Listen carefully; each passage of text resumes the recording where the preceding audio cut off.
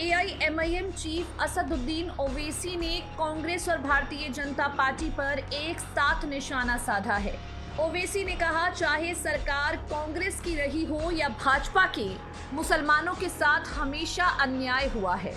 हैदराबाद सांसद असदुद्दीन ओवैसी ने राहुल गांधी के हाल ही में दिए गए बयान के बाद उन पर कटाक्ष किया है। राहुल गांधी ने कहा था, बीआरएस, एआईएमआईएम और भाजपा एक ही पार्टी है, जिसे लेकर अब ओवैसी ने कहा, देश में हमेशा ही मुसलमानों के साथ अन्याय हुआ है और ये सिलसिला 1952 से चलता रहा है। लोग कहते हैं 2014 के बाद मुसलमानों पर अन्याय होना शुरू हुआ, ये गलत है। चाहे सरकार कांग्रेस की रही हो या भाजपा की, मुसलमानों के साथ हमेशा अन्याय हुआ है।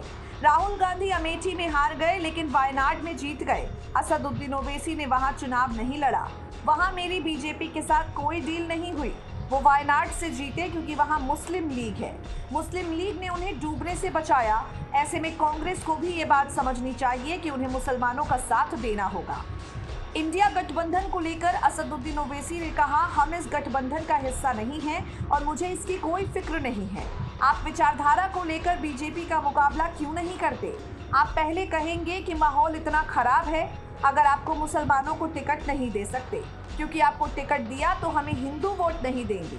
मैं खुले तौर पर कह रहा हूँ, ये बंद दीवारों के पीछे ऐसा कहते हैं। कांग्रेस ने असम में बदरुद्दीन अजमल के साथ गठबंधन किया और चुनाव होने के बाद ही उनकी पार्टी से गठबंधन तोड़ लिया।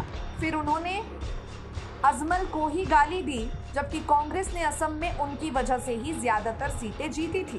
कांग्रेस ने हमेशा से ही मुसलमानों को धोखा देने का काम किया। अब समझ आ गया है कि मुसलमानों को अपना नेता चुनना होगा और ये भी देखना होगा कि कौन उनके हक की बात कर रहा है। आज देश में किसी का अगर घर तोड़ा जा रहा है तो वो मुस्लिमों का घर है। हैदराबाद में एक रैली के दौरान असदुद्दीन ओवैसी ने ये तमाम बातें कही और ये भी कह दिया, कांग्रेस सिर्फ भारत राष्ट्र समिति से नहीं लड़ रही, वो बीआरएस के साथ साथ भाजपा और एआईएमआईएम से भी लड़ रही है।